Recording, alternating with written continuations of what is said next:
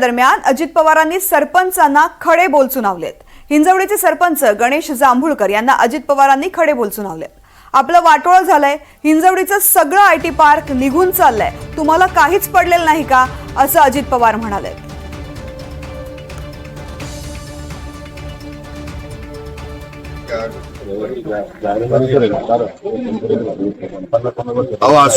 असू द्या साहेब, आम्ही धरणं करताना मंदिरं जातात की नाही?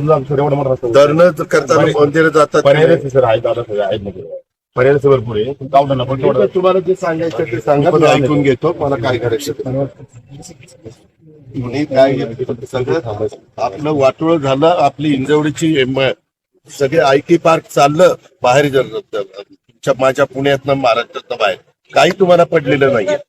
बेंगलोरला हैदराबादला कशाला मी सकाळी 6ला येऊन इथं बघतोय, ह्याच्यामुळेच बघतोय। मला कळत नाही, माझी लोक नाही, परंतु ते केल्याशिवाय आपल्याला गत्यंतर नाही। आम्ही कुठं तुम्हाला 12 कॅमेरा बंद करायला